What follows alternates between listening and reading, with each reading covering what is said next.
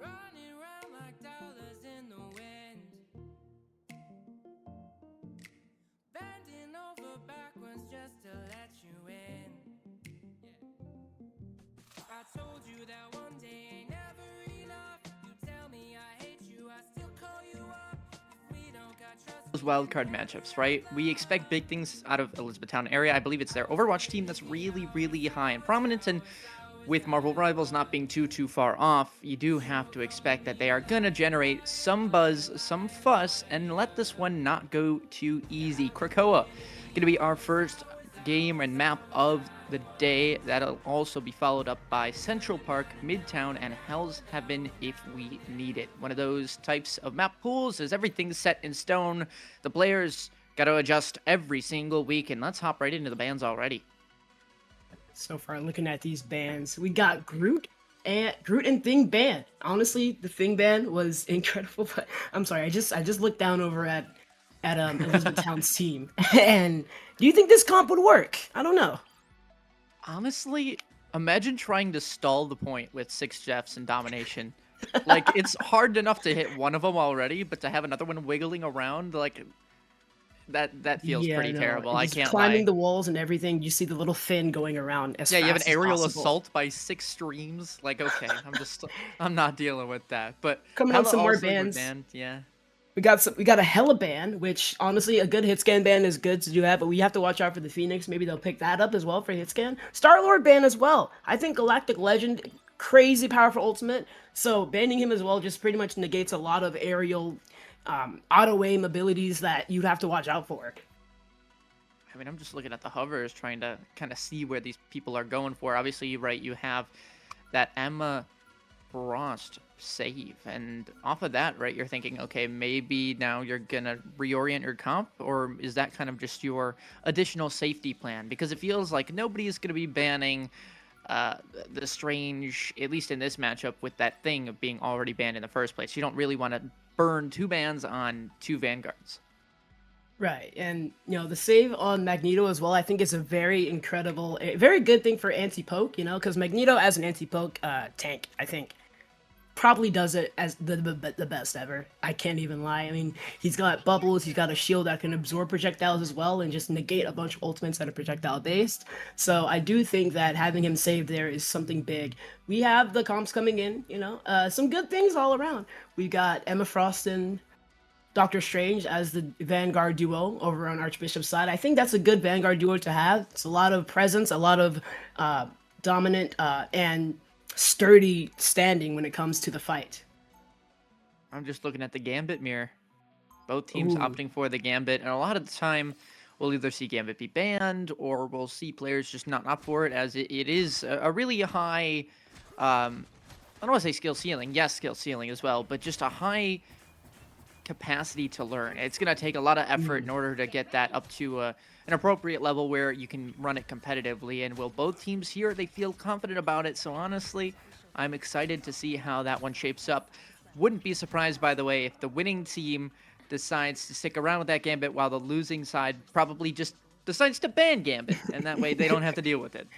Exactly, especially because of Gambit's anti-heal, being the first hero that has an anti-heal within Marvel Rivals, I think is something that you have to watch out for. Technically second. Technically second, you're right, technically second. First, I'd say in-your-face anti-heal, I guess you could say, it's very in-your-face. So we do have a TP on point from Archbishop's side immediately, just trying to take control as fast as possible here. They're already here on the point, they're waiting impatiently for Elizabethtown to go ahead and treat him to go ahead and see the rest of this game. It looks like we do have the team swapped, actually, if you'll excuse me. Elizabethtown is going to be the one that's on the point very fast, and Archbishop is coming in as we get again, but we do have Archbishop taking out 3 in a moment's notice, 4, excuse me, in a moment's notice, blink and you'll miss it moment, and the rest of Elizabethtown will fall and go back to the spawn point. Spawn point, or missionary is going to go ahead and go to Archbishop's side after the first fight. I just want to double check with our producer that it is teams correct now on their correct sides with the graphics and all that. Okay, we're good. So yeah, everything you're seeing, 100% sound, and Archbishop would That's a nice start, right? Obviously not too farmed up with the ult charge. However, Pulsar with 60% on that Kraken Impact has got to be feeling good because that's one of those ults that can quite literally snowball everything. You could say, oh, indirect snowball. No, this is the most obvious snowball with again and again finding value. Like, it's no denying that. Most definitely. I have to agree as well. And we're close to that Kraken Impact as well, so we might see the snowball come on in. We do get a nice hook on the Gambit, forcing him way back in low HP. That is a lot of the force, the support force from Elizabethtown just dwindling down. And once again, we have Pulsar with an amazing use of that Bucky Barnes, able to take out the person in the top left and continue the push onto Elizabethtown area, gaining that ultimate ability. It's already online here. We'll see if that snowball comes into the next fight. You know, the funny thing about Krakoa and this particular point is a lot of the time you will have two playstyles. One where you sit on the point and then just push out on a timing and go for it and just try and brawl it out. Or you kind of give up the point, let them take that space, and then use that high ground to your advantage, kind of jump on them back. Obviously, Archbishop have opted for the first, but on top of that, you'll see teams have this strategy in this particular map, but then kind of struggle in others. So keep in mind as the playstyle starts to keep on going across these two maps. And the It's Jeff comes in, but not able to get value as immediately NCO5 is able to take him out. And the Eye of Agamotto comes in. A big stun and Pulsar with the Kraken Impact coming in, taking out 4 and coming back again to kill more. Yeah, beautiful combos, everything you want to do to use and cycle those ultimates. Elizabethtown area, are these their first ultimates? They haven't even farmed up yet. They're not going to get a single one except for the It's Jeff in the entirety of that first sub-map. Archbishop would, not only did they not burn all their ultimates, but now they have some extra fuel to pursue a very fiery start to this next sub-map. It is going, and now we're heading into the Grove. We'll see if we have any changes coming in for the team. We have a little bit of a team up activated here. Magic is coming in on Archbishop's side. Or excuse me, Magic has been there on Archbishop's side, but we have the team activated on the left side. We have Iron Man coming in for Elizabethtown's area, which I think is pretty good. They don't really have much of a hit scan. I guess you would think that hit scan goes to Bucky, but he has actually just projectile. So we don't have much of a hit scan from Archbishop's side for Elizabethtown, or for Elizabethtown's Iron Man. And also we do opt for an Adam Warlock, which I think that the Karmic Revival would be pretty good, especially with these big ultimates that are coming in from Archbishop's side to take out the rest of them. They're really looking out for the Kraken Impact. Hopefully they can time the Karmic Revival enough, or in a good time, to watch out for the Kraken Impact, but to still revive the entire team. I swear I've seen these players from Elizabethtown area play a match recently, and I guess it may or may not have been in Marvel Rivals, but I didn't see any Overwatch this season so far, so maybe these are dual players with Valorant. Just kind of playing multiple titles, multiple games, and honestly, fair enough, because if you're the GOAT at one, I'm sure you can find those skills transferring over to the other, but already, quick pick for Archbishop Wood. That'll be one transitioned into more. You don't see too far from this angle, but you can tell that pressure being firmly applied and not really having to commit too much other than that Gambit ultimate, and the whole team gonna fall alongside that first pick. The first pick was just, as you said, it seems like it's not just Pulsar with the snowball, but the entire team, as that first pick is going to go ahead and get his way, and the rest of the team decides, okay, it's go time. They go ahead and pop that Gambit ultimate, that Raging Royal Flush, and they just go ahead and go in. And they didn't need anything else other than that to go ahead and take out the team. So we see Archbishop just coming in and stomping in that snowball mentality that we've mentioned before. I was gonna say, I feel for that Magneto. You just see that 1 HP bar. You're like, surely they go down. Nope. Surely this time. Nope. And eventually they get healed up, and you just have to kind of give it back. But let's see, Eye of Agamotto launched out on the point, and Silence, a big play there. The Luna Snow ultimate, Fate of Both Worlds, not going to come in time. So you will have an extra moment where now Elizabethtown area have that upper hand. They just need to maintain it and hold on. And, well, it's a 1-for-1 pick. That's got to be favoring them, but Maximum Pulse finds nada. Looks like it's found a Magneto shield, which goes ahead and negates all the projectiles, and Meteor M's gonna go ahead and come in, taking out Gambit in an instant. And that's gonna be the Control C's, actually, for Elizabethtown area, as the rest of the team on Archbishop's side just try their hardest to stabilize. But it looks like it's gonna go ahead and go in, as Pulsar able to take out 1, able to take out 2 with that Kraken Impact, trying to go for the 3rd here, but they are not able to find that. Still, however, landing on the point with a dominant presence is Archbishop's side. I mean, you have to know that every time you hear armed and dangerous, that the fight is certainly not over. In fact, it's going to be very prolonged and very painful for, honestly, at least one side. The second one, depending on how hard you get targeted while you're bouncing up in the air, could also be struggling, but Pulsar was let off the leash, and there you have it. They found themselves a 3K, a point flip, but in this next fight, early Vanguard fall means that there is a world where Elizabethtown area can prolong this sub-map and make sure that they are not just blown out of the water.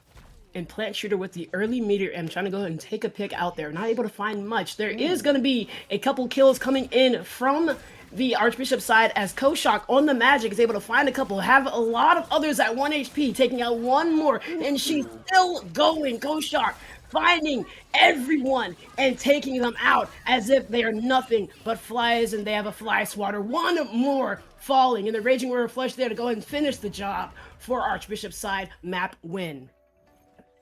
I mean, that was disgusting. I can't even lie. Like, as a support player, as a strategist, you know, you see the magic running at you, and I'm like, okay, I'm getting out of dodge. And so I don't really see what happens in that middle of the pack. But, man, if you let a magic feast, you're going to have movement galore, a lot of splash damage. I believe that was an ultimate used in the way as well to get some additional cooldowns and damage going out. And they really just wiped the entire floor of that final fight. Gotta give them props. But of course, the MVP will still go to Pulsar here with that sheer amount of damage and final hits.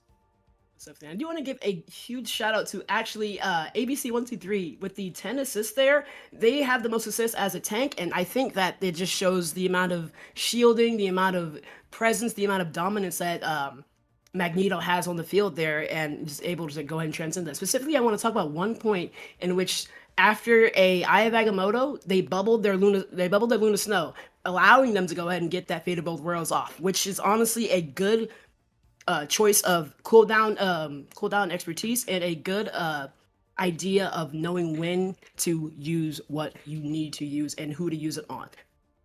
So I think that all in all, it was incredible to see.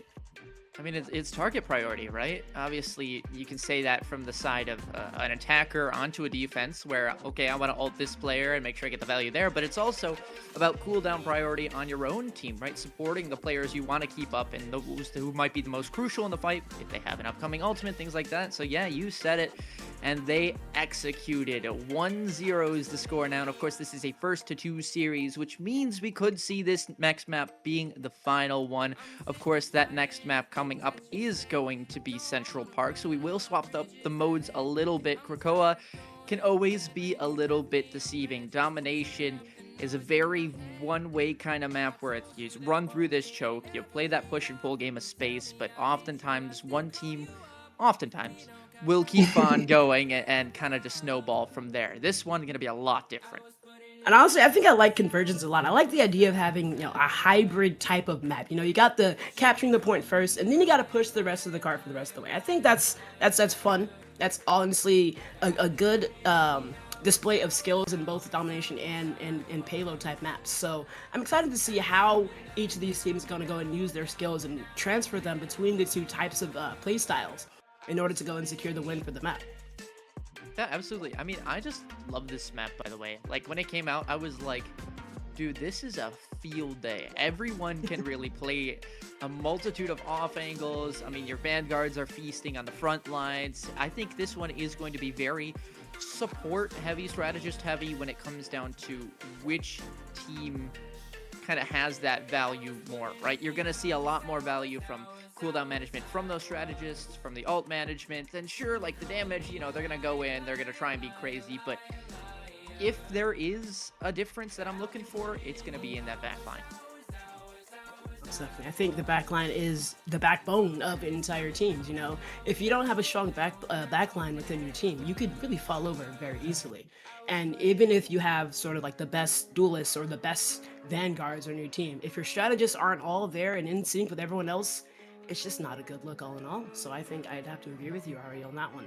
If you don't have a good backline, you don't have a backbone. I'm looking at you, Jeff, players that like to go flank the enemy team. I'm looking at you right now. Which is fine, I guess, if you're running triple strategist. Okay, fine. But also, I mean, that's something else we could talk about, right? We saw, I believe it was 2-2-2 from both sides on that domination.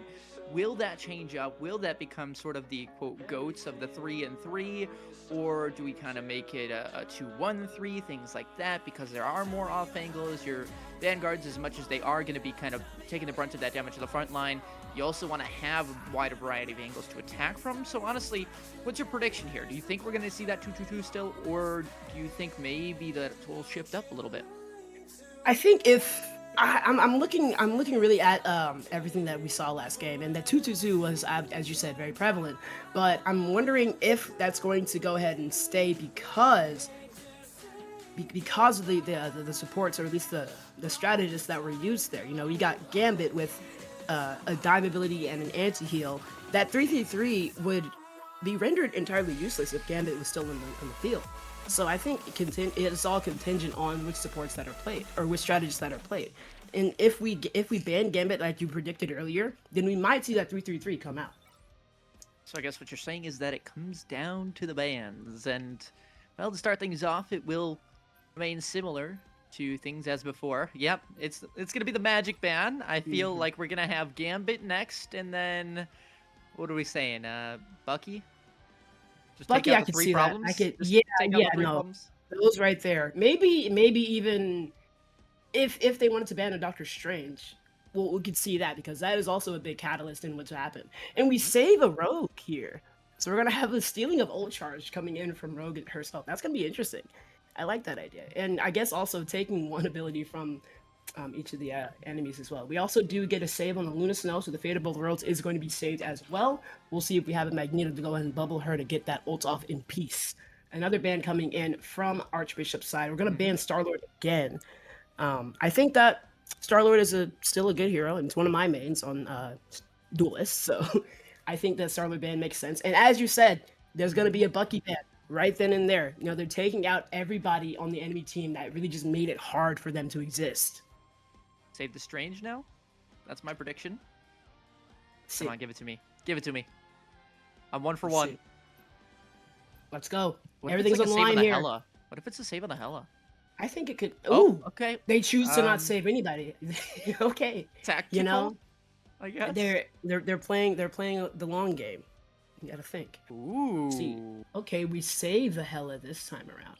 Okay, I like that. I like that. That's a strong hit scan to have. Obviously, Phoenix is still a hit scan to play, but I guess she's not as strong as Hela is. And plus with Hela being a staple, one of the original hit scan heroes that's in the game, I think it's important to have that saved. And there we have a ban on the Invisible Woman. That's going to be the giant invisible barrier just out, which is going to be pretty good for people like There it Doctor is. Strange or Magneto. And oh my god, you're 3 for 3, Ari. Heck yeah. You're 3 for 3. How did you do that? Well, when your team says, wow, we can't do anything because of these 3 characters, let's just take them out of the game. And yeah, hey. there you go. That's perfect. That's what it is right there. That's what we see. That's what we saw just in front of our eyes as we got all the bans and saves in, and the comps are coming out as well. We have a Groot coming in. I like Groot, especially for the first part of the map with capturing the point. You can really like set up an area really well. I think the only other tank that can do that is Penny, which is on the enemy team, Elizabethtown. So Thoughts on the blade? Groot... Wow, we have a blade. Okay. I mean, was Koshak. originally Phoenix. Okay, there we go. We swapped over what? to. Okay, now we're playing Mr. Heroes right now. Excuse me. There's the Phoenix. Okay, so that's the hit scan coming in. Look like we have a double hit scan comp on the Duelist side. Phoenix and a Hela. By the way, I Interesting. believe the Thing ban and the Star-Lord ban is target bans. Amethyst, I believe, is a really good Star-Lord player. And then I believe, who is it? Silence is the Thing player? I So, see. Yeah. Oh, no Silence- way. Oh no. It's The 2026. We can't be getting away with this. The season 1 trick, the oldest trick in the book from Doctor Strange, able to take one out instantly. Just Archbishop's entire front line and plan has been dismantled by that one move. As we have Elizabethtown playing a very heavy, but also very passive defense as they back up almost instantly at the face of adversity. Rogue, or excuse me, that's going to be the Hela taking a lot of damage on the hit scan there. Silence having their shield up, getting one shot in as they can, but they have to back up here after they burst off with their E. A lot of defense coming in, just a lot of ult charge building up on either side, and Silence able to get about 20 ult charge off of one ability there. That's huge. Splits, oh, but he was gonna be flying to once the sun is Icarus, and he's gonna fall instantly. Yeah, I mean, this is a very heavy poke comp right now coming out from the red side of Archbishop. I mean, they really do want to get those picks before they go in, but they just don't seem to be. And I think maybe that's because either both duelists aren't focusing fire on the same target, or because of the shield, they just can't quite break it on the way in. But either they need to change how they're playing, or they need to change what they're playing. And so it looks like with this engagement, they're going to try and go in for some sort of dive attempt, but it's Jeff says goodbye. Why with life? Just taking out 3. That's both Vanguards and 1 Duelist in an instant coming away from the side of Archbishop. There's nothing you can really do. If you have both Vanguards and 1 Duelist out, you got 1 Duelist and 2 Strategists. You can do as much as you can to pump as many heals into your 1 Duelist, but there's not much you can do against the rest of the enemy team in Elizabethtown. Especially with almost 4 ultimates online, Inspired Time is initiated almost instantly, just to go and secure that point and take out 1 plant shooter, able to take out the, gosh, that's the Cloak and Dagger. And the Fate of Both Worlds is gonna get ignited as well. We have a swap on the Namor from Kitasan Black 9. And, big Namor ults, as well as Amethyst taking out a couple with the, I forget what's called, Death's Cradle, excuse me. But that's gonna be the point going to Elizabethtown's area, as they continue to just go ahead and stagger Pulsar. Pulsar's able to take out 1 though, which is not going to be the best spell, the best for Elizabethtown's side. Yeah, I mean, they did take out 3 in that fight there, but it was kind of like picks that were given to them per se. It was space and lives that were knowingly given up for the cause, for what they were trying to do. But this is a very big play right now. The swap to Moon Knight might have been the key, and just opens up the barrier, opens up the sights, and just like that, 1 change in the comp, and now you've magically found yourselves the point. Exactly. Since Moon Knight has the ability to just like deal a lot of damage at a poke range with the Ankh, especially against Penny Parker, I think it's just something that you have to either watch out for or you just fall to, you know, with Moon Knight, because he's that strong of a poke hero if you're not really keeping it unkept, or if you're not like checking him constantly. Yeah, I think Elizabethtown area were winning that poke battle, and they were grouped up, they were behind that shield, and it was working for them. But as soon as even you just get that off angle, the shield becomes irrelevant, and that's why the Ankh flourished so much in that fight. Next fight, though, Eye of Agamotto, Penny ult as well. It's Jeff. Everyone's throwing their ults in the mix here, and that should be at least a pick for Plant Shotter. And whoa, Wildlife has done it again. Another 3. And with that, I think Elizabeth area are going to be feeling pretty safe on that payload. Yeah, they're pushing quite far around here. They're gonna definitely get some. Or they're not pushing at all. They're pushing it back quite far, and they're probably gonna get some good distance away from their goal, or from the goal of Archbishop, as they go ahead and set up for the rest of the fight. And Archbishop is coming in. We have Moon Knight coming in on a little bit of an off angle though, trying to take out 1 with the pick. That's Amethyst. Amethyst is gonna go ahead and fall, and we might have the moon haunting the rest of Elizabethtown, as 1's gonna go ahead and fall. Another is gonna go and fall from Pulsar, and the rest of the team will try to hold on, but Elizabethtown is going to fall again as Penny Parker and Dino Shmino go ahead and fall once more. Amethyst coming in on the Daredevil. See a little bit of backline dive, possibly. See, I've seen Amethyst on the Daredevil, and I think they are really good on the character. My worry is that this is also their pick for when they feel they aren't doing enough. They try and swap to this and go for hero plays. And sometimes the hero plays do work out, but also you can extend a little bit too much trying to just get too much value that you're not destined for, and they will struggle the rest of the team. That'll be a big ultimate. All of these players grouped on up, and that Strangling Prison certainly was living up to the name, with multitudes of picks as well over towards this point. That should be a capture as well, and a cleanup, and even a stagger to go.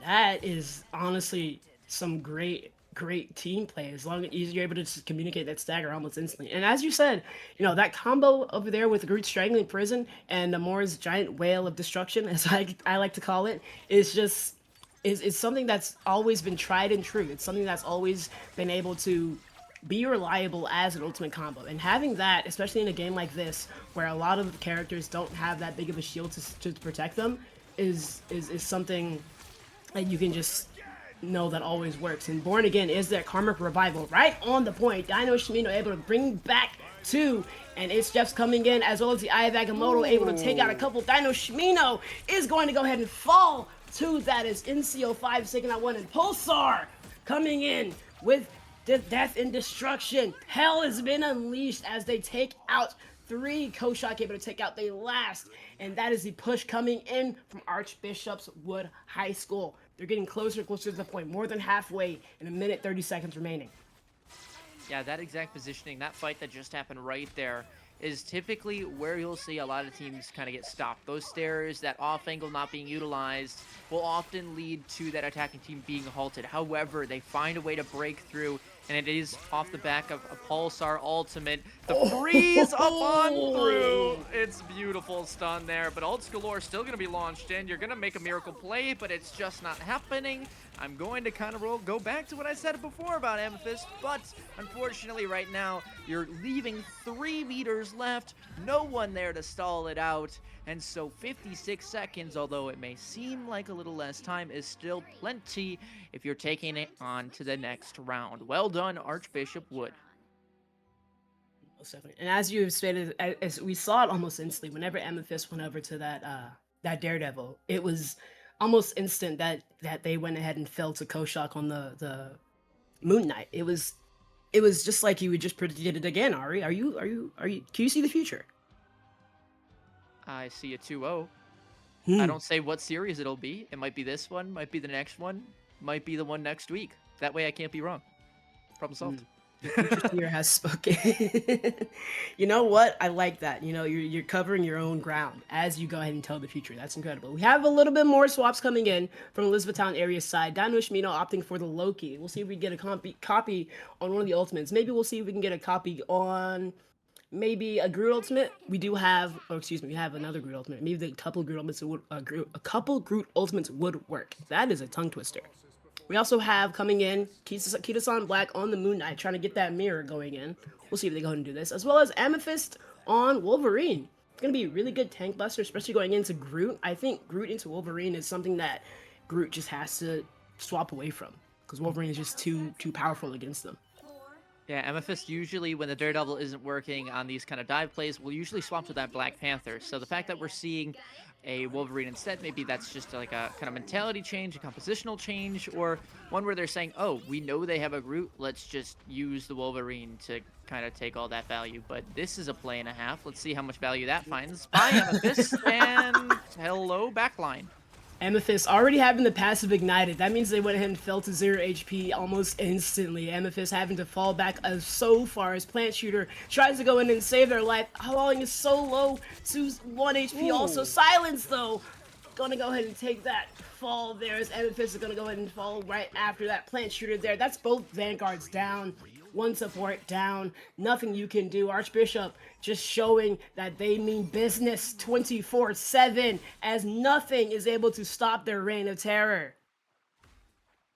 Yeah, I'm just kind of looking at this one from a sense of what can Elizabethtown area do to get themselves onto this point. So I'm like actively brainstorming as we're seeing it, and I'm sure they are as well, but it looks like going in the front way isn't going to be the easiest of ideas, especially as you're going to have to burn all these ultimates now. So this is going to be what we consider as a dry fight, right? You just want to farm up your own ultimates while baiting out other ones, and they will come eventually. You know they will. Archbishop Wood likes to use them almost as soon as they get them so they can farm up another one, but you have to realize the right moment to go in after you've baited out those ultimates, and that is the tough decision.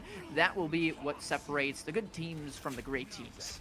Oh, and the Moon's gonna go ahead and try to haunt from Elizabethtown area side, able to take out Koshak at the very end. It's Jeff coming in, Wildlife once again, picking up 3, taking out 3 as Amethyst takes out one more for the point of Elizabethtown area.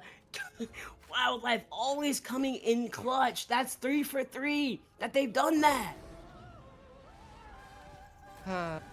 You know, when I said Jeff in the back lines of your enemy team, I'm looking at you. Can I count that as an indirect prediction? We can count that. We can count that. You're still good. You're still good, Ari. I mean, Archbishop would. They've got 6 ults here, of course. Now they're gonna start cycling them. Ooh, that's unlucky. Ooh, both But supports are not looking at you. That's not a good look at all. yeah, it's gonna be tough here for them to break through. And the Meteor M's gonna go and come out, able to take out the Cloak and Dagger. That is instantly the Eternal Bond, no value. But Koshak coming back and killing 4 to go ahead and answer back saying, I have an ultimate of myself. Watch what it does. As it's go ahead and get Dinos. Whoa, Dino Smino saying, let me show you what my ultimate does. And I can bring back my entire team to go back in this fight to see if we can go and secure it all. But alas, it was all for naught. As Archbishop is going to go ahead and take the point and secure it. Koshak with that big 4 kills there, forcing Dino Shibina to go ahead and use that ultimate to bring all 6 back, but it was not good enough. I guess the placement for the ultimate was not the best.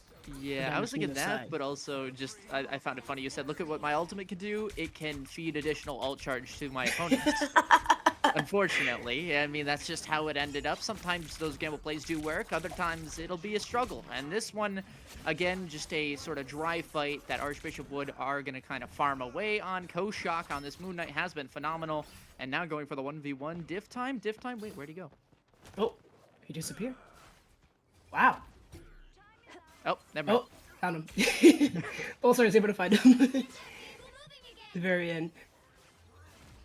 Alrighty, it looks like it's gonna be some more fighting coming in. We have 2 ultimates on either side. It's Jeff coming in on Elizabethtown areas very fast though. Plant Shooter on the Cloak and Dagger with the Eternal Bond online. Fade the Board Lords are gonna go to Ignited as well to go and answer back to that. We're gonna see if Koshak is gonna go ahead and use that Haunting Moon as It's Jeff's gonna go and come out, grab it 2. They try to get out, but no, Koshak was there to go ahead and answer back, saying no, not again. We're not having that happen. Pulsar AVCO, no, able to take out more and more as 4 fall at their hands. Leading the charge is Koshak to go ahead and secure that point and push it way back even more. They're just at halfway with 2 minutes left after capturing the first point. I mean, that was a beautiful counterplay. I'm assuming that was calculated and planned ahead of time, but I'm going to give them the credit regardless. I just think that going, when you know Wildlife has an ultimate of themselves and playing for that counter, it really is super, super valuable to not only get that 1-for-1 ultimate trade, but also get a free pick and save your teammates and give yourselves that fight chance. Definitely one for the ages on one of those crazy plays. And I hope our producer clipped that one. And I was thinking, Kira-san Black, you have to do that ultimate here. Not the best placement, but able to force them way back to go and get some more space to work with here. But they were unfortunately able to lose Plant Shooter on the support, so they weren't able to do much there. Meteor M and the ult from Wolverine is online for Elizabethtown's area. We'll see if they go and do that. But we have 5 ultimates from Archbishop's side, so it's probably going to be a giant, I guess you could say, bloodbath from either sides, if either of them press Q. I think what you do here is make a tactical bait of once you're a little bit closer to your Luna Snow ult, you can pop your Cloak and Dagger ult, bait out that Moon Knight ult. There you see it in response, and now where's the value going? It doesn't find the 1-tap, so that is going to be that carpet still laid out. Magical healing, but now here's Wildlife. What do we got? 1-for-1 here. And they are just going to try and get out of dodge, but the ult in response this time by Pulsar instead of Koshak still adds up to greatness for Archbishop. They are mowing that opponent's side down, and no, the ult doesn't even get off this time. That's a ripperoni if I've ever seen one. It's less than 30 seconds left remaining. They are less than halfway also. This might look like another map win if Archbishop's going to go and secure this here. Elizabethtown needs to do something and fast. They have the Eternal Bond online. They could try to go ahead and get that, and there it is in a moment's notice. There is no Meteor M to go and secure that, so they're going to go and get onto the point. A lot of damage going into the Archbishop side, and a lot of healing from Elizabethtown side, as the overtime is going to go and get sparked, and that is a lot of kills as well coming in from Elizabethtown side. They might be able to go ahead and get a little bit farther here. Overtime is still ignited, so they have to stay on the cart if they want to go and secure this win. 6 players on the cart right now. Fate of both worlds, though. Ults galore for Archbishop Wood. You have to assume they still have at least one more contestant. Is there a teleport to be used here? No, it looks like they're just going to take the engagement the old-fashioned way with the legs and already finding a magical pick. Not sure how that is happened, a but giant pick. yeah. Oh no, that was the one character you did not want to die on your team there. So that's gonna go ahead and do it for Elizabethtown, as Archbishop's gonna go and reign victorious and get the second map win in this best of 3 series. There you have it, 2-0. Chalk that one up. I mean, we saw good glances from both sides. At the Elizabethtown area, they had the vision. Wildlife was popping off. You saw the Moon Knight also finding that value, but it's just one of those games where the other side might just have your number. They were doing it every single time, finding that counter play, finding a pick on a player. And Wildlife says, Moon Knight. Indeed. Oh, Moon Knight. Yes, indeed. Because after Wildlife was seen using that ultimate 3 different times, Moon Knight on the enemy team there, Koshak was like, yeah, I've had enough of this. I'm going to take matters into my own hands and go ahead and take out Wildlife. Because that was a big ultimate that we saw. It was honestly fight winning. That It's Jeff ultimate was really fight winning. And since we did see the Gambit, as I predicted, I'd say there's a triple support coming in on the side of Elizabethtown. Oh, yeah. So maybe it's a gift in both of us, Ari. I mean, Dino Schmino, you have to assume was told to play the Adam Warlock. Like, don't get me wrong, the value was good. You had the ults that would always get those revives. You had that hitscan kind of potential when you were running the Phoenix or the Hela, that kind of combo. But as soon as you swap up that composition and make it like a dive for Amethyst on the Wolverine, things like that, now that Adam Warlock becomes a lot tougher because now you're not focusing your fire on one player. It's kind of just damage going into the Abyss that'll get healed up, and that's all charged for the strategist on the other side. I think maybe just not realizing what they wanted to do quick enough and then enforcing it throughout the whole team is maybe one of the mistakes they made, but also at the same time, there wasn't anything too glaring. It was just about executing those plans, and they had the right vision. They just needed to get the ball rolling a little bit more, and Archbishop Wood, they beat him to the punch. I have to say nothing but agree with you, Ari, on that one. You know, we did see that both teams had incredible skills and incredible ability to go and execute these plays. It's just the fact that, you know, one team was able to do so at a better pace and a better rate than the other, and that's just all in all what it came down to. So if they can go and go back to the drawing board, find a way in which they can, you know, get all on the same page quickly and effectively, then I think that they spell for a better, even better, series entirely, or at least season entirely. Excuse me, I was looking for the word there. Well, on the season, that'll be Archbishop Wood at 4-0 now. Elizabethtown area will fall to 0-1. And at the beginning of today, we thought we weren't even going to have any series, but luckily we had one for you just there, and we will have one more coming up. We'll let you know who that is after the break, so don't go too far. We'll be right back with more Marvel Rivals action on the PIEA. We'll see you then.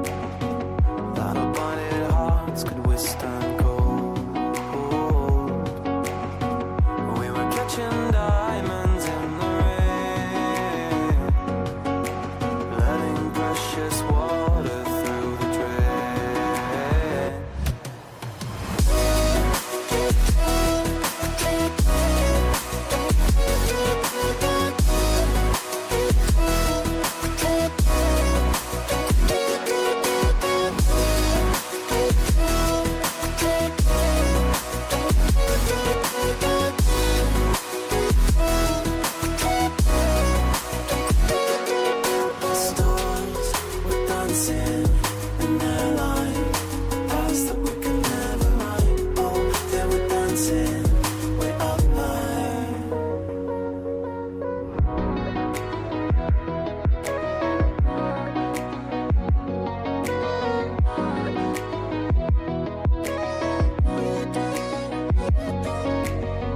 We built these walls so we could find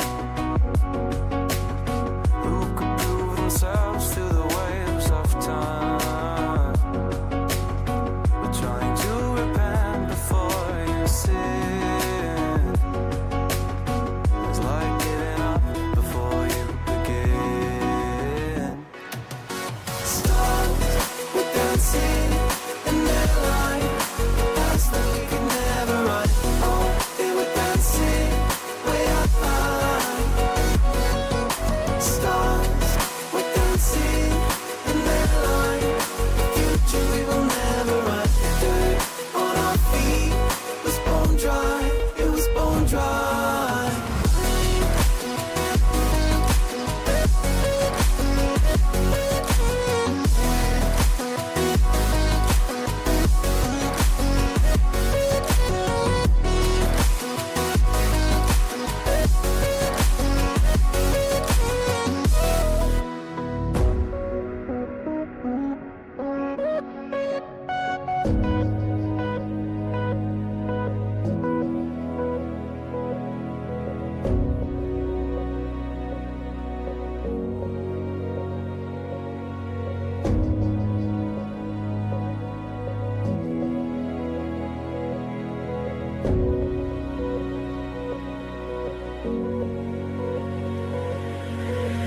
Thought another goal is all we needed.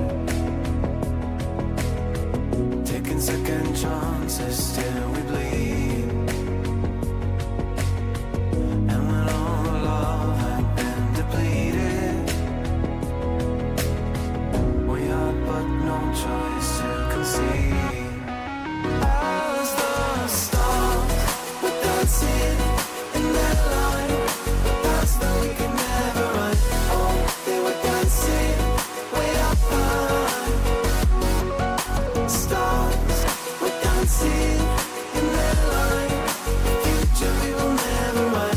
Dirt on our feet was bone dry. It was bone dry.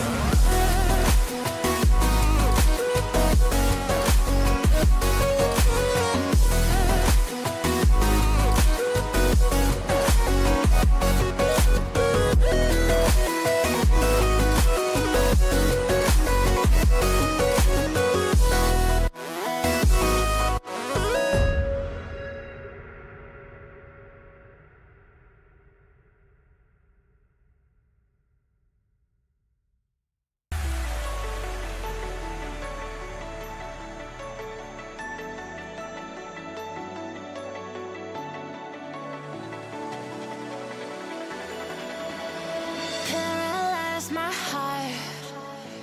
Don't wanna feel your touch like ice tracing all my scars.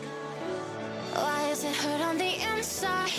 It's unforgivable, but I forgive you every time. Hard to let it go, 'cause we're intertwined. I break you, you break me, but something about it makes us so, baby. Every piece keeps us together in the core. Oh, oh, oh.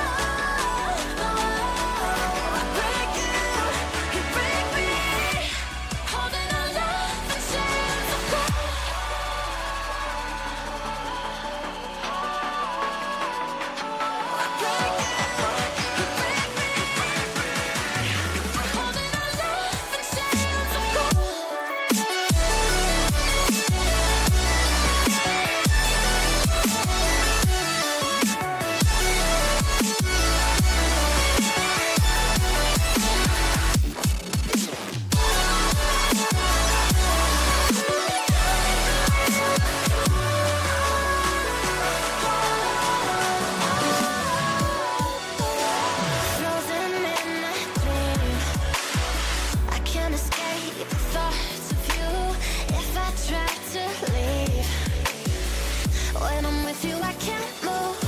It's unforgivable, but I forgive you every time. Hard to let it go, 'cause we're intertwined. I break you, you break me, but something about it makes us whole. Maybe every piece keeps us together in the cold.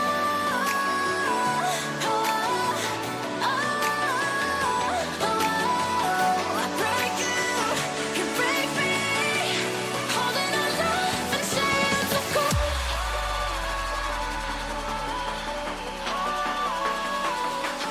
I break you break me, holding our love in chains of gold.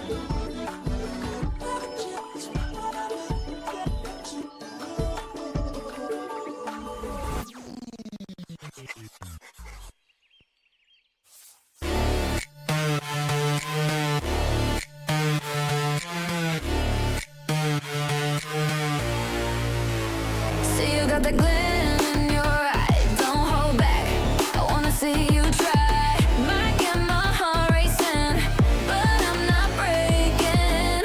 Go ahead and beat me. Go ahead and beat me. Don't hold back. I wanna see you try. Go ahead and beat me. Been around the block a time or two. Ain't no damn thing that I can do. And you got me thinking you might just be the one. Go ahead and beat me.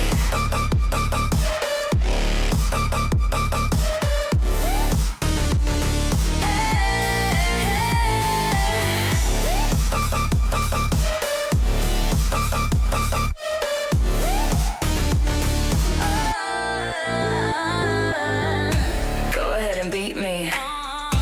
Go ahead and beat me. Don't hold back. I wanna see you try. Go ahead and beat me.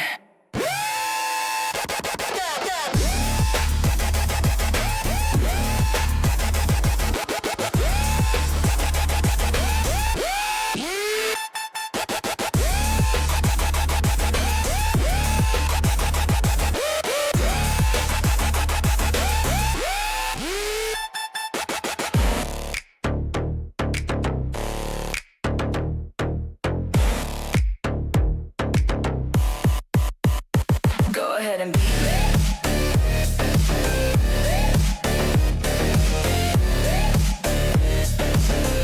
Go ahead and beat me. Go ahead and beat me.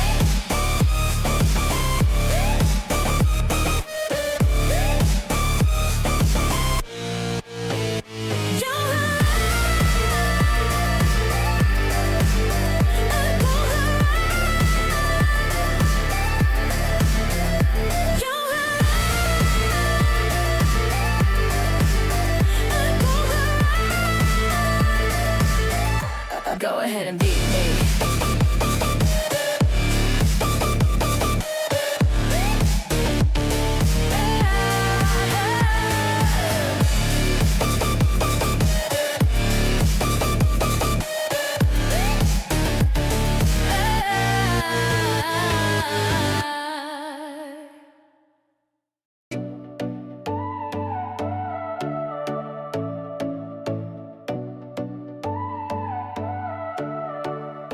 Come over here. I see it in your eyes, I feel it in the air. I know you're going through it, you know I've been there. But life is like a highway, it ain't always fair. It's how you persevere, chasing the wind. Gotta love it while you can. In the moment, let it in. No holding back, can't pretend. Chasing the wind. Gotta love it while you can. In the moment, let it in. No holding back, can't pretend. Look at you now. You finally did it, finally made your mama proud. Yeah, they doubted, but the fire never drowned. Your haters in the crowd, all eyes on you now. Chasing the wind, gotta love it while you can. In the moment, let it in. No holding back, can't pretend. And we're back. We're back with some more Marvel Rivals at the PIEA, brought to you by TEC. And man, that was a series of all time. We got that 2-0. We had some nice flashy plays. We had a Jeff that literally ate the entire lobby, but that is in the past right now. It could come back because knowing these players, they love a good Jeff clip. However, that's not going to be the matchup we're looking at. Instead, we will have once again Krakoa, but it'll be Westmont Hilltop versus Indiana Area. Those will be our two teams. I believe you said one was 1-1, the other was 3-1. Yes, it is 1-1. Westmont Hilltop is 3-1. So it's another form of Kingslayer type of thing. But this time we're seeing if Indiana's going to go and have a positive or negative record after this match, after this series. And as we go ahead and go right into the hero bans, we're getting the first ban coming in from Westmont Hilltop side. We'll see how this goes ahead and goes. And we ban the Punisher. I like that. I like that a lot. Especially with, I think it's going to be a target ban because there's a Lord Punisher from A.O. Keaton. I just want to double check because I feel like I remember X Moose being on Westmont Hilltop, but maybe I'm wrong. I don't know. It could be either way. I do remember their name though, so that is somebody to watch out for. Of course, they did definitely play Overwatch. That I can confirm for you, and they had a good result with their team. It wasn't like the best in the world, but it certainly was notable for sure. But yep, bands coming through, and I'm just seeing that Venom hover by the way, and that gets me partially excited. Venom is a very, very fun dive tank. Yeah, his recent buffs, I think, have brought him from obviously mid tier to, not mid tier, but like lower tier to mid tier, higher mid tier, I'd say. So I think he's incredibly, incredibly fun to play and incredibly valuable nowadays as well. As we go ahead and get another ban coming in for Groot, that's going to be a lot of the strong presence on the point. The unshaken tree, if you will, just out for the count here. So it's going to be really easy to go ahead and get into a backline and all that. And I think that's exactly what they were going for, especially with SK2 on the Magic. They're trying to find a way to go ahead and get into the backline of the enemy team and take them out and get out without a hitch. I love how we have Deadpool saves on only one of the roles. Every time I see it, I have to say I think it's just funny. But of course, it is the one that we expected out of all three roles. That'll be the Vanguard being saved, Rocket saved on the other side, and for Krakoa to look at these bans and saves, I don't think you could guess that this map would be Krakoa. I mean, like, Psylocke is, yes, one of those characters, but it was more Season 0, Season 1 that we saw the most prevalence. Now they're kind of fading off. There's better alternatives, but the Phoenix being banned, the Invis Woman being banned, that feels very 2026. The Gambit save as well, but then Rocket save with no Punisher is kind of funny to me. I think that it was they're trying to go ahead and go for a Rocket Punisher combo, but obviously Punisher got banned. They went in and still saved the Rocket. I think they're going to try to get as much value off of that COIA as possible, simply because it still is a pretty good ultimate, and in the hands of someone who knows what they're doing, maybe AO Keaton's a really good head scan that we haven't seen yet, can go ahead and use that ultimate to the best of its ability, to the most of its value. But we do have some more of the changes coming in. We have SK2 coming in on the Emma Frost. I think Psionic Seduction is a very strong ultimate, and if unchecked, for people that don't have a lot of shields, and as we see on the Indiana's side, we have two shields coming in. So there will be some Psionic Seduction use there. It's going to be strong, but it may be negated almost fully because of the shielding that exists on Indiana area side. I did just double check, and yes, Tony Buckets and that side with Moose is Westmont Hilltop, by the way. So I believe we do have the team swap, but we will get that fixed. Are we watching the live stream? No, we are making the live stream right here, right now.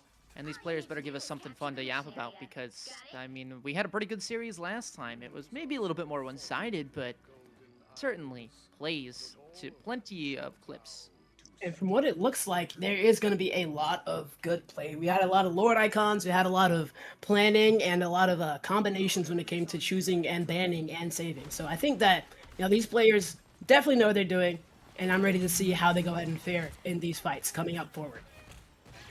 Mr. Fantastic, by the way, something I didn't catch until very recently. I'm excited to see how that stacks up. I mean, pseudo tank along with the Deadpool, providing sort of that brawl ability for both of the players. However, one has gone down, so yeah. That Be Right Back machine is going to go ahead and take use a lot of value. They're going to bring them back instantly, getting them back into the fight. But still, so many ults and so many health pools are going to go ahead and dwindle down. There's an ultimate coming in from the Deadpool, forcing Westmont Hilltop all the way back, and Alien Dog falling back as well. That's their main tank, just falling far, far away from the team. And now we have Tony Buckets separated. Let's see if they go and get some value here, or they go ahead and get out with their life. Almost have their life taken, and the Eternal Bond comes in from Westmont Hilltop's side along with the Kraken Impact. We'll see if they go ahead and use this, and one's going to go ahead and fall. Alien Dog able to take out another, and AO Keaton trying to go ahead and grab the rest of them. The Kraken Impact's going to go and be there for the Emma Frost, and AO Keaton trying to find one more, not able to find the Cloak and Dagger, but still able to go ahead and get that kill. No ultimate's going to go ahead and be extended there, but they're still going to be able to flip the point. And Westmont Hilltop is going to be able to take control with 26% on Indiana side. They were trying to chase there. I saw the vision. I didn't realize, by the way, for Indiana area, that Deadpool is not on the Vanguard role. It's actually the strategist. So wow, my bad there, but yeah, it is a strategist. I didn't even notice. Was interested to see how that one shapes up. Obviously, right, the Vanguard, the more traditional, but if they can make it work, then so be it. However, this first fight, it went the way of Indiana area. Second one, back to Westmont Hilltop. They've managed to find the flip, and now what do you kind of do here? This one's shaping up to be relatively even, and these ults just being used to close the space, not actually to secure the fight. So when it comes down to that brawl, who's going to win it? Well, that's going to be with whatever cooldowns or ults are left. And there's a horn from above. It knocks down a few. The picks a plenty. 9 HP for this Cloak and Dagger, and they still get out. All right, and SK2 is able to take out one with that Psionic Seduction, and there's Dylan coming in, taking out the Cloak and Dagger on Beer Man, and SK2 fighting for their life, able to take out Alien Dog, that's going to get traded out instantly from Dylan. The point's going to go ahead and go to Westmont Hilltop as they continue to hold on and show that they were not going to fall. There's a TP coming in on point, and Dylan is right in front of them. They have to go ahead and try to get out as fast as possible, but the fate of both worlds is there to save his life instantly, able to have him still in the fight, in the face of the enemy team. And the Eye of Agamotto coming in, a big one with a huge stun, with the rest of the team feasting on the enemy. Indiana area not able to find their footing here as Westmont Hilltop flipped and have not had it flipped from them. I was going to say, I was curious why the Eye of Agamotto wasn't popped when the first 3 players jumped through the portal with no shield. You could have just had those free 3 picks, but I guess they were looking for more value. And, well, they did get it in the end. No touch will be in store just quite yet, so we will move on to the next sub-map. Westmont Hilltop, after losing that first fight, bounced back into the Grove. Westmont Hilltop just showing that they went ahead and got the download on Indiana, saw how they played, and we were like, yes, let's go ahead and go on. Have some more trades coming in. We have a Vanguard Deadpool coming in from Westmont Hilltop side. This is something that we teased about a little bit earlier, but now we're gonna go and see if it comes in, but no. Alien Dog goes ahead and goes back to the Magneto. We were so close. But it's not happening, it looks like. We do have a Fox coming in on Indiana area side, though. This is something pretty new. You gonna go and roll out on this one? Or is it allowed yet? Because I think the Fox did just released. I don't know. That's for a rulebook check to be happening. The battle starts in 5. I'm just gonna let that one sail. 3, 2, I don't know when the character got released. That would be a Google question. But area. Got it? we will go forward nonetheless. 50% on ults for all of these Indiana area players, by the way. Westmont Hilltop kind of just hanging around with 2 ults and then 50% as well. It looks like the White Fox was released on the 20th of this month, so it's in 6 days. So we are not allowed to play this character. You're not allowed to play this character. So we're going to see if we go ahead and get production to go ahead and get that message across for them. Maybe get a reset, possibly. But the Fox is already low on HP, so we'll see how this one goes with an Alien Dog. Oh, there they go. Oh, wait, they got rezzed. No! Mine, there's a revive here. No. Well, looks like they've lost the fight anyway. Yeah, as Ayo Keaton's there, going and clean up the rest of it. We have a Kraken Impact online, but there's the Fantastic. Gonna go and try to get used a little bit too late, though, because Banana Bread is the only one on the point. And there is going to be the mission point going to Westmont Hilltop yet again. Genuinely, I've not seen anything about the White Fox, so it's a good thing that the character is not allowed, because I'm going to be honest, I didn't even know they were in the game yet. That's a good one there. Looks like I think we did get that swap, so yep, back over to the Gambit now. 50% still available. But Indiana area, they're going to need some sort of value that they just didn't find in that previous fight. Maybe this is their way to engage the bubble to save at least the one. That bubble lasted a long time. I can't lie. I don't remember it ever lasting that long, but there is that big old meteor from above and knocking you down with a whole bunch of metal. And Indiana and the area living chi is coming in from Fishmite. SK2 able to get the burst kill. Fishmite able to kick out 2. The living chi coming online and coming alive. Ayo Keaton's gonna go and follow the Banana Bread as well. That's the flip that Indiana were looking for. Maybe they just needed Gambit the entire time. Maybe they just needed that Venom in that backline there to go and initiate that fight. To go and remain victorious. Oh. Moose kind of fell off the map. It might have been attack reset, but still funny to look at the kill feed nonetheless. It's always my favorite thing to see, no matter what. Even if I did it on purpose, I still think it's hilarious. Absolutely. 2 ults on both sides here, farming up a little bit more, but Yeah, you have to assume the engage is going to be solid from Westmont Hilltop, especially with that first pick. Most definitely. Moose, though, falling really low HP, almost getting to that Fate of Both Worlds. See if they're going to use that one for the next time that they are low on HP. Venom already using that E, and the Fate of Both Worlds going to go to Ignited as well as the dive comes in.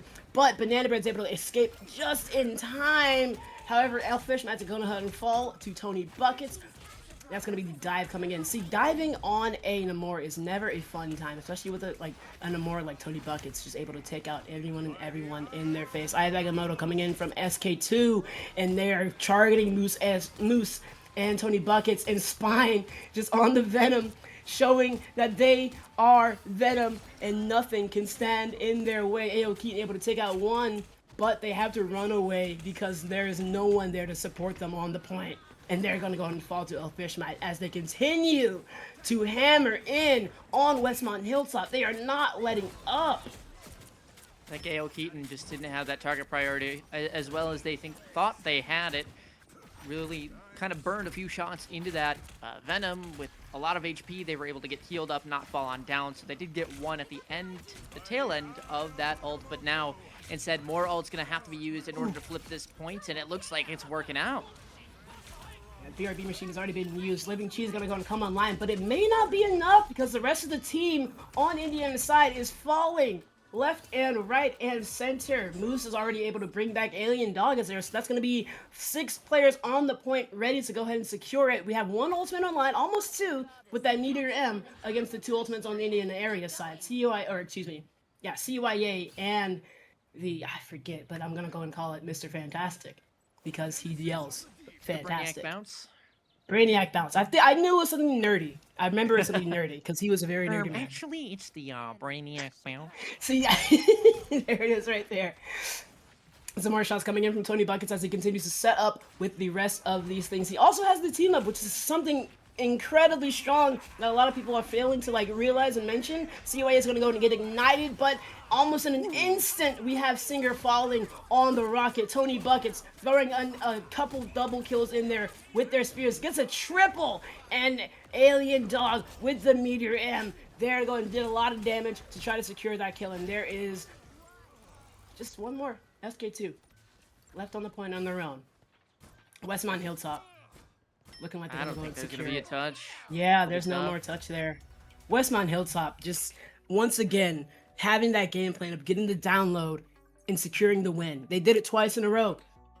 And then went ahead and allowed them to win the first map.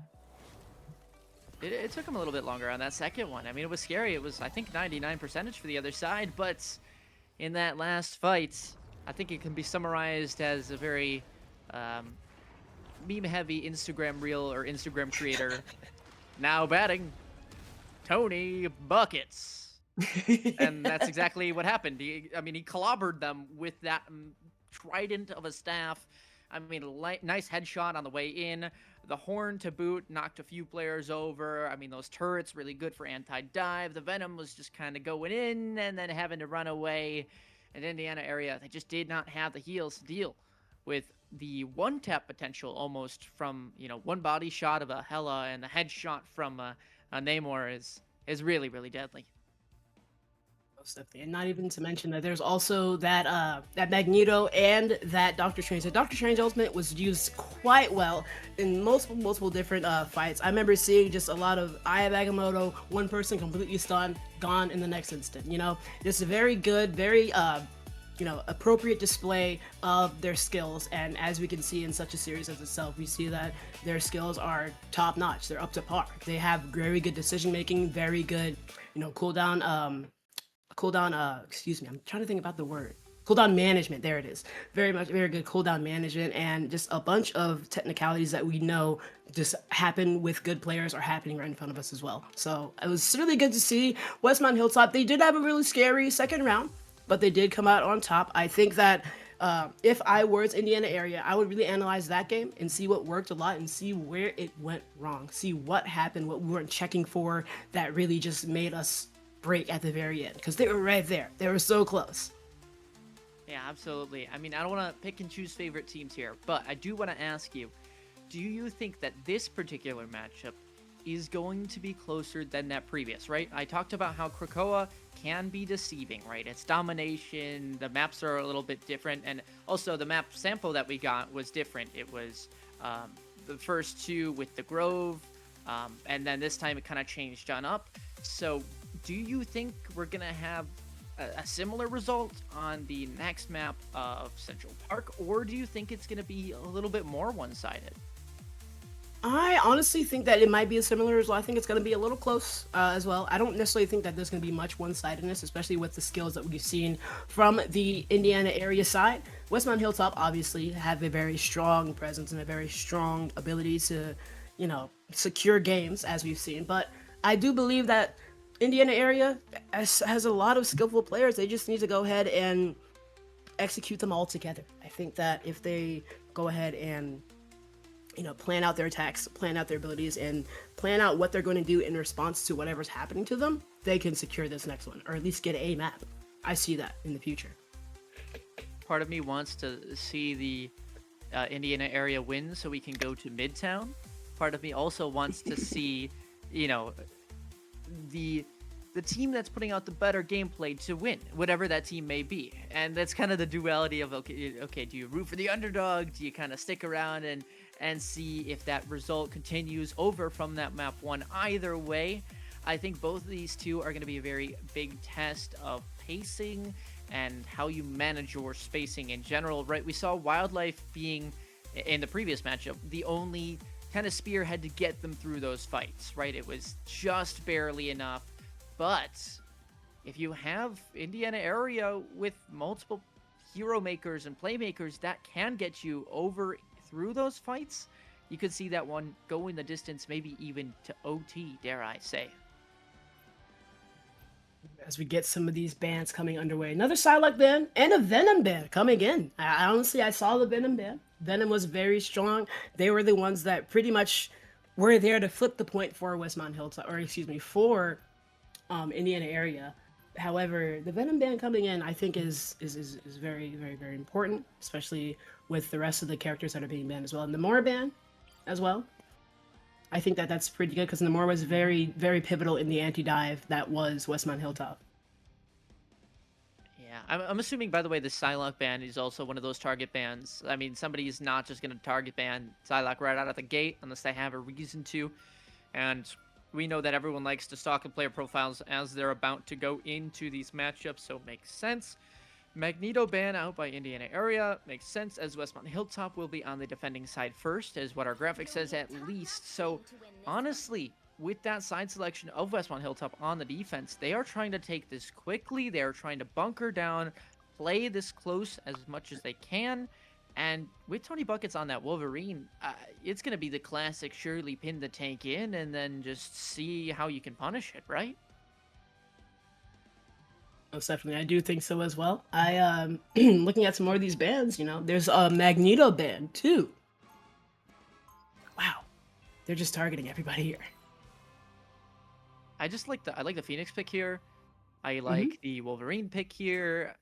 The Penny on attack maybe is a little bit interesting for me, but I'm also a noob who last played Penny myself in Season 0, where you would just sit and camp and get mind kills out of people just walking in without a second idea for it. But I think the Star-Lord pick is a wildcard factor we have not considered yet, right? One of those flyers kind of being up in the air, being able to play those off angles and go in or retreat whenever they need to.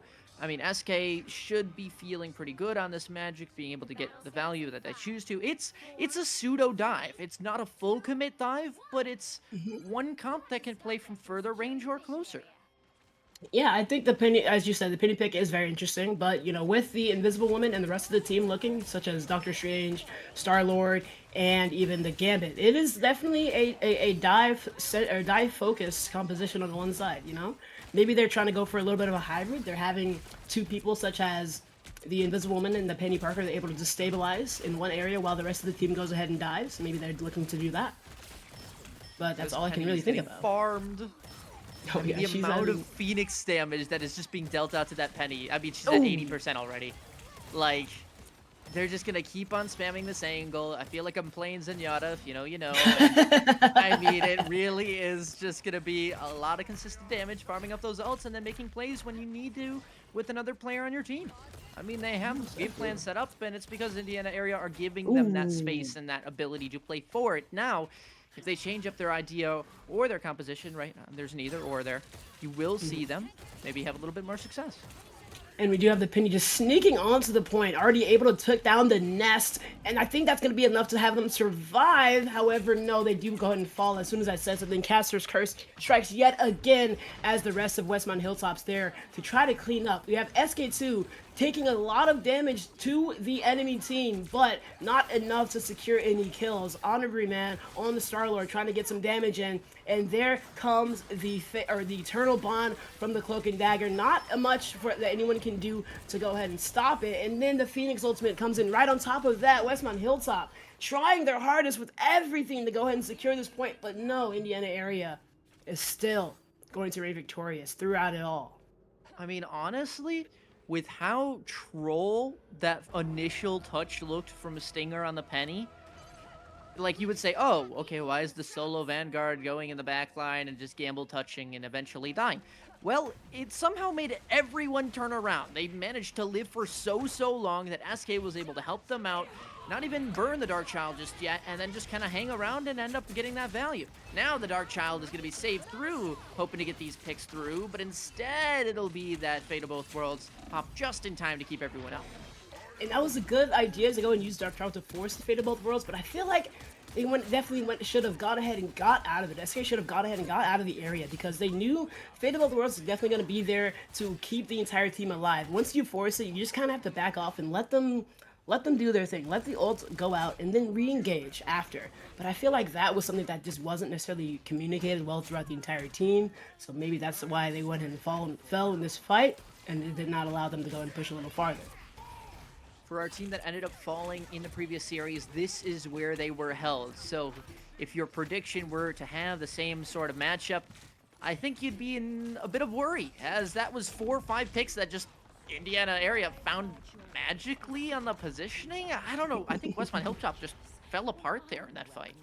Yeah, I think SK2 hopping over to the Hella is going to be able to help them there. However, I do still think that, you know, Honorary Man with the presence that he has on the Star-Lord and the consistent off angles that he's shutting down, it's going to be really good. We do have a swap coming in from Westmont Hilltop as well. It's going to be a mirror as well from Tony Buckets on the Star-Lord, as well as a Vanguard Deadpool from Westmont Hilltop side. They're running out with it as well. Aya Agamotto comes in, but not able to find anyone, as right now we have Dylan as a sitting duck trying to run away from their failed ultimate. Unfortunately, SK2 is going to go and come down and take out 2, still on a reign of terror, looking for 1 more. I'm So Chic trying their hardest to keep the team alive while trying to keep themselves alive, staying in this little choke point, trying to stay away from everyone else. SK2 is on a reign of terror, taking out everyone else, taking everyone's name, and just running them down.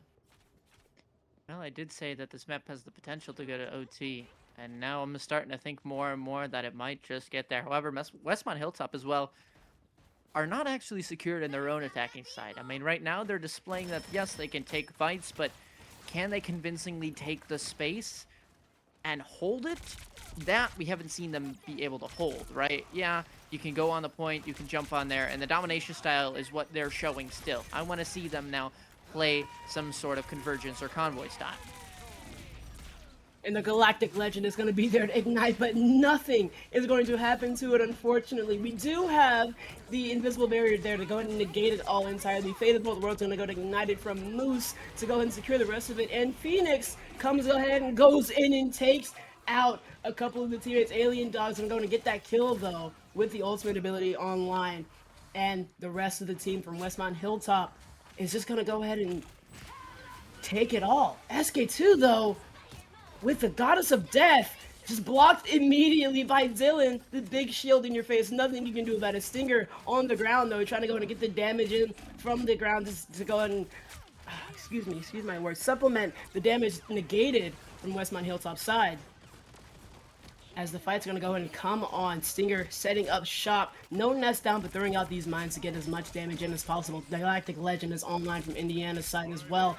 One of the two with the Raging Warrior Flush as well, but the Riot Agamotto, a huge one in the back line, able to take out or stun both the supports, and they're taking out one. Aokin and Alien Dog are able to answer back with SK2 getting a couple of their own though. It is now a 4v4, 2 down on each side. Aokin still going strong. Dylan finding SK2 on that 1 HP, but SK2 is able to get out just in the nick of time. No ult charge going to Dylan there. I love how that massive prolonged fight started and ended the same way, with Anne Bunny jumping in with the Galactic Legend and then just getting slapped by the invisible barrier the first time, and then the second time they just get slapped again. So I think that's really funny. I mean, obviously last-ditch effort trying to win these fights, but right now Westmont Hilltop have been able to hold this choke, as I mentioned, with those stairs always being tough. This punish onto the Strange could get them an easy fight, but it's not going to be that simple, is it? Instead, Indiana area will make that final surge. There it is. The Invisible Bear is going to go to come in, but the Raging Warrior Flush is there on the side of Westmont Hilltop to go and get as much damage in as possible here. Eye of Agamotto is going to go to get ignited as well as SK2 and Onbini just take out the team that's trying to hold them back, and they're not going to get held back anymore. They're going to go and try to get to the third point. 1 minute remaining, and they're right in the face of Westmont Hilltop. Fate of Both Worlds ignited immediately to stay, keep them on the point, keep them in the fight. Dylan able to take out one of the bursts. It's really, really good use of the abilities there, as it's a very strong one. And as well, we see the rest of the team use everything that they have at their disposal. 90% on the Eye of Agamotto from Westmont Hilltop's side, but we do have 74% on the Galactic Legend from Indiana's side. We'll see how they go and use the rest of this as they try to push back. 30 seconds remaining on the clock. And Benny gonna go ahead and follow the AO Keaton. A very, very big pick from Westmont Hilltop's side. This will allow them to stabilize for an even longer time, and it's gonna leave Indiana area with less time to go and secure the rest of this point. So funny that the boop from the Invisible Woman unfortunately booped the Fate of Both Worlds into the team and actually helped them out. It's a very unfortunate thing, but it happens all the time. Galactic Legend from Tony Buck is able to find one as they go ahead and try to get Ebony, man. Oh, they missed the health pack just then, and they fall because of it. That is very unfortunate timing as Fake Jester is able to answer back with a pick of their own, and AO Keaton's able to answer back Not as well. again. The Galactic Legend, no. It's been written, Ebony, man. Trying their hardest to use that Galactic Legend, but instantly, as you said, they get slapped, and that's only going to be 2 from Indiana area's side. Westmont Hilltop have a chance to win this one. Westmont Hilltop, towards the later end of that convoy section, they managed to, I don't want to say hold their space, but they did manage to cycle not only their ultimates and their cooldowns, but their players' lives. Someone would go down. Yes, it's inevitable. An ult from Indiana area, an Eye of Agamotto that targets one player, it's gonna get that kill. However, though, they managed to cycle the players through. Their positioning was great. The supports were in the back line, up on that high ground, and then once they needed to jump down, they did, and they touched, and then the tank come back from spawn. And that cycle was really, really tough to break. Westmont Hilltop in those past 2-3 fights, even 4, they just held on to what they found working for them, and Indiana area were too scared to really change anything because this was the comp that had led them all that space in the first place. I think really well played by both teams. Definitely a close round, but now the second one, a tough way to replicate it, as Westmont Hilltop, it's not an easy way to do what your opponents just did. Right, I did also want to add that they do have a chance to win, but it's going to be tough. It's going to be something that they have to really hammer in as much as they can, really have to go in as much as they can for this game, for this series, because if they fail even a little bit, I'm pretty sure Indiana area is going to try to take that and capitalize on that as much as possible. Absolutely. Oh, almost hit him with the old-fashioned mine out of the spawn, but no, not gonna happen. And this time as well, the Phoenix that was on the other side in this kind of flip side position is not going to have that same 70% of an angle farmed up on a penny. There's no tank that's kind of just chilling there. Instead, it's a Moon Knight. But the Moon Knight taken down in the first place means that you're going to have these gates opened up. What's happening? The Hawkeye there, just right behind the shield, is out of everyone's sight, taking shots from the dark and just able to get those picks is something that's very important, very good, and very dangerous if left unchecked, which is something that we see a lot of. We have an ultimate online already from Alien Dog on the Deadpool. No ultimates yet, but there's almost one on Deadpool as well from Indiana area side, and it's going to be used immediately as we have Elfishmite going in, but not able to do anything with that Alien Dog, able to take back the rest of the rest of everything with their team following right behind and taking selfies on the point to go ahead and just show that, hey, I'm confident in this. I feel like I'm going to win this. Yeah, Deadpool ult versus Deadpool ult. But again, remember, that was the support version of Deadpool versus the Vanguard version. If we know one versus the other, chances are the tank's going to end up winning because of sheer number of HP, just the fact that the cooldowns and abilities are built towards sustaining as opposed to damage dealing. Indiana area back to the drawing board now and swapping to the Gambit, trying to mix things up, which honestly, I'd rather them do now than later when it's too late. Most definitely. We have a lot of ultimates on that SK2 with the Haunted coming in. Try to go into the backline there, but not able to find Moose as they just go ahead and fall back immediately. No deaths quite yet, but 20 buckets is very low. CYA is going to go ahead and cheat use, but then immediately it's going to get burned here as we have the rest of the team trying to go ahead and try to find their way around, find their way to some kills, and we have Ayo Keaton coming in with the Goddess of Death. Invisible Bear is going to go ahead and try to use their, just go and block the site, but there's still a lot of damage going in.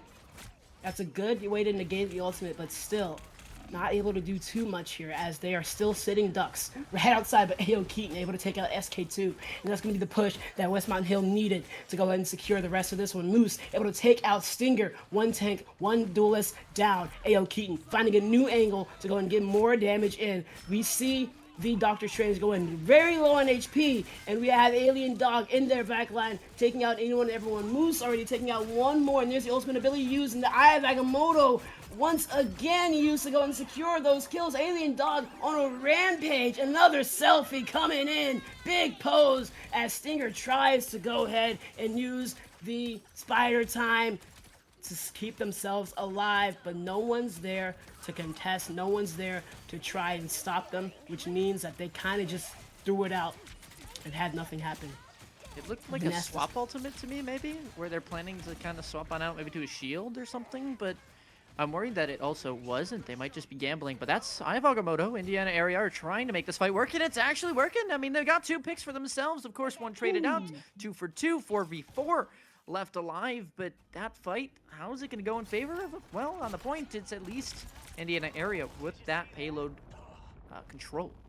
There's still trades going in back and forth. This could be anyone's point at this point, as the rest of the team is going to go ahead and come in. I'm So Chic falling really low, almost going to that invisible barrier, though. SK2 found out they're trying to going for a flank, but it did not work. Moose FPS had their ears on and was able to hear them and just get them out of that area. CYA is also online. We'll see if that's going to go to get ignited here as well. 4 ultimates coming in on Indiana area side, and there's Elfishmite able to take out Ayo Keaton. Couple ults coming in from Westmont Hilltop, but Moose is going to fall instantly after using that CYA, and Galactic Legend is going to go and get used, able to get 2, but Omni Man is able to take out, or excuse me, is able to take out 2, but they're going to go and take it out immediately after. One's going to go and fall from Westmont Hilltop side as one falls from Indiana area side. It's still a pretty strong stalemate coming in from either side. Ayo Keaton and Tony Buckets are falling low in HP, forcing themselves way back as Indiana area pushed up even farther on here. They did lose 1, but they're still strong in their feats. They're still strong in their abilities to hold back the enemy team as the Haunting Moon comes in, taking out Dylan. Omni Man's gonna get that final blow though, as SK2 is still on a reign of terror. Alien Dog though, gonna go ahead and get that trade back as the Goddess of Death is gonna go ahead and come in right in the middle of the invisible barrier, but still gonna get blocked by the Angela for a second. Able to take out SK2 though, as the fight's gonna go and rage on Tony Buckets with a big Eye of Agamotto to go ahead and allow a couple kills on the side of Westmont Hilltop, and the rest of the team is gonna go ahead and fall as they've run away from the enemies that are dealing damage to them. Ayo Keaton getting all this old charge, gonna get another Goddess of Death possibly soon. If touch, if Indiana area don't touch now, it's game. And there it is, 3-2. Westmont Hilltop have come victorious over this map as Indiana area have not been able to grab one in this best of 3. Indiana area, they just couldn't get their feet set in those final few fights. I mean, Westmont Hilltop, they kept pushing. They honestly kept overextending it to some degree, but it was working for them because never was that Vanguard the person that was in front with support and set. It was always, oh, my strategist is caught out and I have to go peel for them, but oh no, then my damage is dead in the center. And it's like, well, how do I get these things going? And maybe it is slowing it down from them, regrouping, and maybe it is just Westmont Hilltop finding that pressure from a wide variety of angles due to that double hit scan. Either way, really, really clean. And of course, we got to shout out AO Keaton. Look at that 35k damage. Wow. Insane. 18 final blows as well. They were just in it to win it today. And as we see, AO Keaton having those multiple different off angles that they take, that aggressive playstyle that we saw as well. Once they got a pick, they were in. Once they got a pick, they were like, let's go ahead and go in and stop this. Let's go ahead and go in and win this game. They were ready for it 24/7.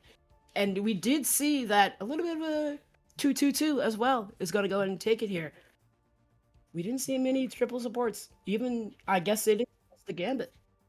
Still. Yeah, I mean, we did see the Luna Snow and then swapped over to the Rocket, which I thought was maybe a little bit interesting. Not sticking around with that Fate of Both Worlds. It was more for the defense side, and the attack was the Rocket, playing for that BRB Beacon. Honestly, well played. I can't fault you, right? You got the value you wanted for. You had the most healing in the lobby. You had plenty of assists. You kept your teammates up. You kept cycling those lives like we talked about into those fights to make sure you had that additional pressure. And in the end, it worked out for you. You take the series 2-0. Your Central Park game looked amazing. I'm sad we don't get to see Midtown, but like the team that played the better Marvel Rivals ended up winning the game. And that's usually how it goes. Wildfire, unless there's a Jeff. Oh, the Jeff beef is there. Oh, that was so great. But honestly, I loved what I saw here. As we definitely see, it was a little bit of a closer game, 3-2 this time as well. But Westmont Hilltop is going to become victorious, just as they did in the first game.